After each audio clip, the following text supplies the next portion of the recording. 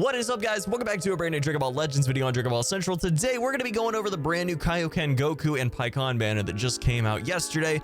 I think it's pretty decent for a specific person, but we're going to go over exactly who that person is in a second. I'm also going to go over your specific chances of pulling PyCon or Goku after a certain amount of crystals spent, so let's go ahead and hop right in. Alright guys, so the first character I want to talk about is the lesser of the two for obvious reasons, Red Range Type Sparking PyCon. Now, PyCon is definitely pretty decent if you look at him from just the outside looking in without regards to his color. Unfortunately, he is red.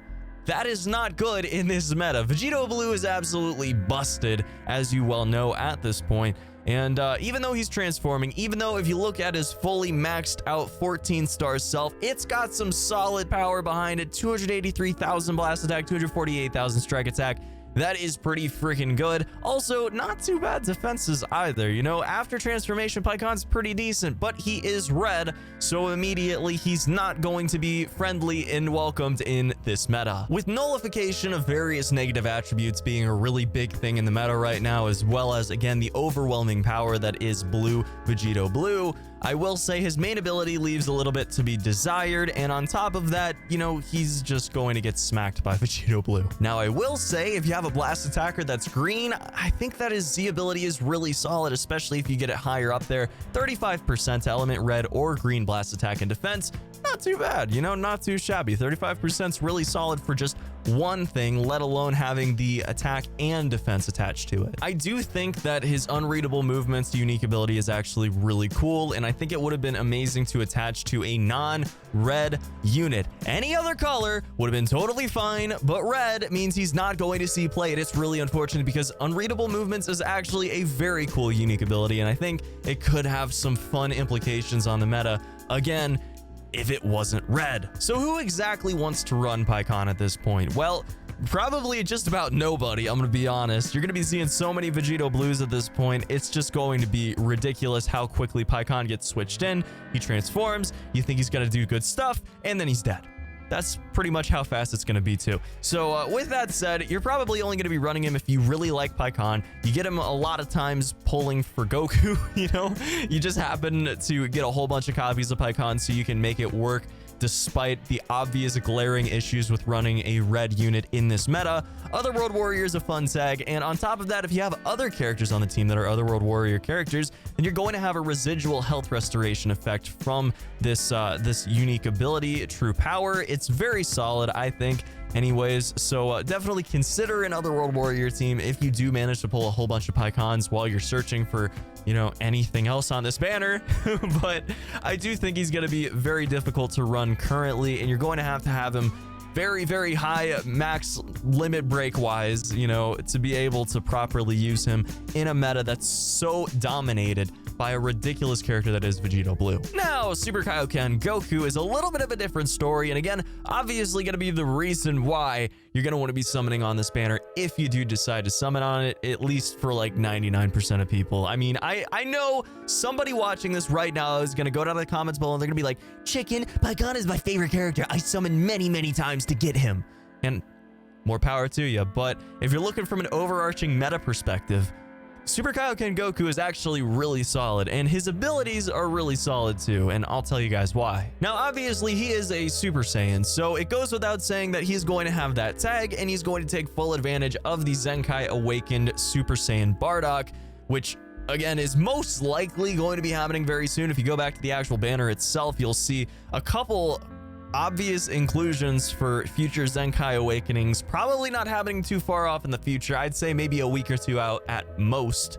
So in that case, Bardock probably going to be a top contender for that. Majin Vegeta, obviously a top contender for that. And on top of that, we also have a couple others that just may or may not be included, you know, in that wave of Zenkai Awakenings. I don't know exactly the time frame. I don't know if that's definitely going to happen or not, but I am very confident in saying that Bardock and Majin Vegeta are about shoe-ins for the next wave of Zenkai Awakenings. And in that case, you're obviously going to be able to take full advantage of this Goku in particular, again, because he is one of the newest units. Taking a look at his maxed out stats, obviously he's not transformed, so he's not going to have the 270, 280, 290,000 just crazy offensive stats that you see on some of those. But with that said, what he does have is consistent good damage output, and type advantage over the most dominant thing in the current meta, which is again Vegito Blue. So in this case, I think the only thing that really could have made him better is if he was strike oriented, melee oriented.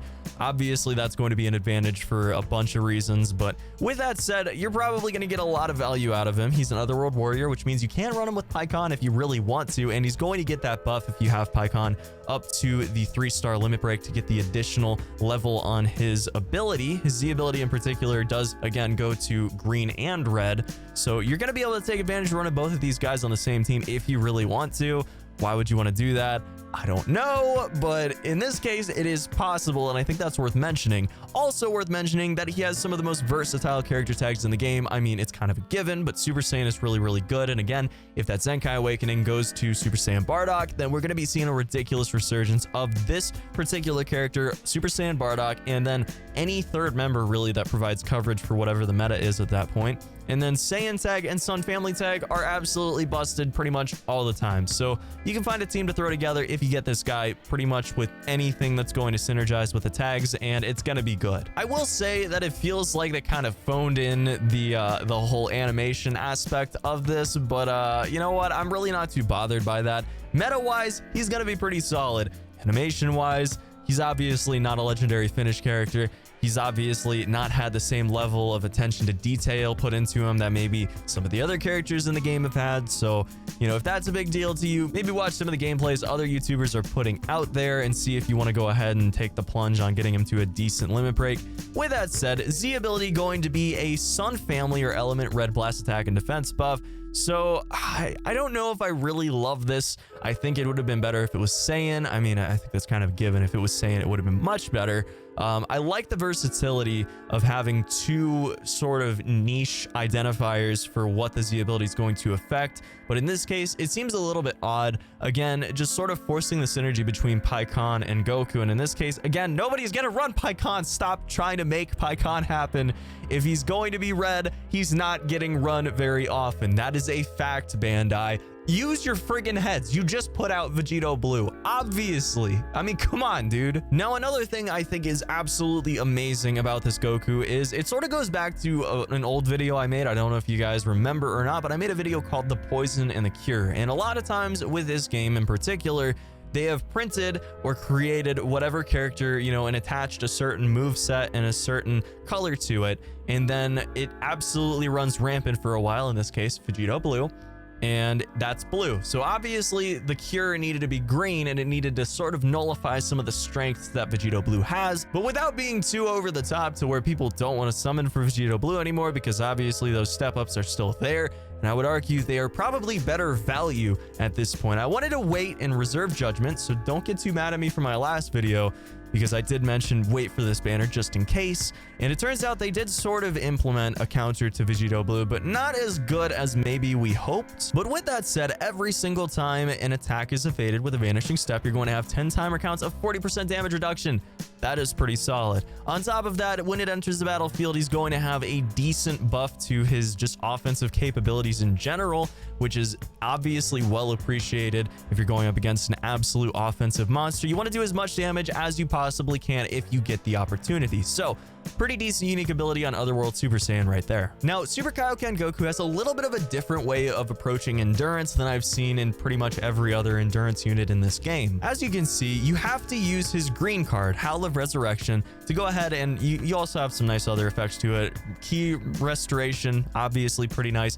Damage inflicted bonus 20%, not bad. But the main thing is if you're below 50% HP, if you use a green card, then you're going to be able to have an additional endurance effect, which it says can't be canceled, okay? It's not going to be nullified by any effects of enemy, you know, nullification of buffs or anything like that, okay? Once you initiate this endurance, it is there and it's not going away. Now, obviously, any endurance nullification like Full Power Frieza is still going to work on Super Kaioken Goku once this is activated, but this is still really good. And then on top of that, you also get an additional effect that's going to reduce damage output to you by 30% for the entire next combo, not just the first hit, not just the first card, the entire next combo. So that is pretty solid. And again, it effectively reduces the damage that Vegito Blue is able to do to a switched in unit of Super Kaioken Goku by a huge amount because, again, he has decent stats, especially if you have a decent amount of limit breaks on him, and you're going to be able to tank quite a few hits. Now, I don't know if all of you guys were around when Super Saiyan Bardock originally came out, but I just want to clue you guys in. He was really good when he came out on his own, but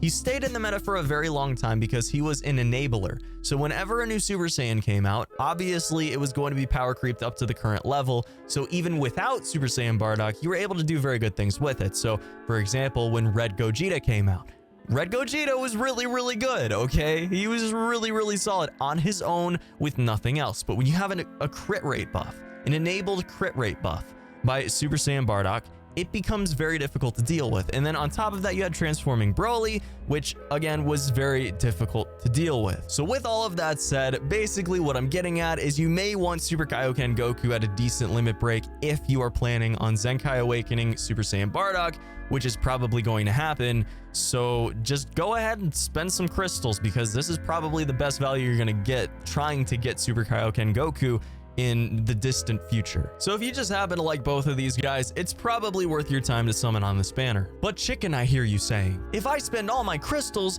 what are my odds of getting them? Well, lucky you, I have done the math. So first off, I want to mention that these are probably not the only two things on this banner that you want. You also have Evil 21, you have Green Goku, you have Youth Bulma, Golden Frieza, Perfect Cell, Super Bardock, Majin Vegeta, Gohan Youth Zenkai Awakenable, and a brand new Extreme Youth Goku. So all in all, there are some solid units to be had on this banner. It's at 10% instead of 7%, which is the usual. So if you have more than 2 of these units that you want, your odds of getting something you'll be okay with spending the crystals on goes up dramatically over time. But since I'd imagine most of you are only going to be going for Goku, just let me know down in the comments if I'm wrong. I'm curious how many of you are actually looking for PyCon in this meta.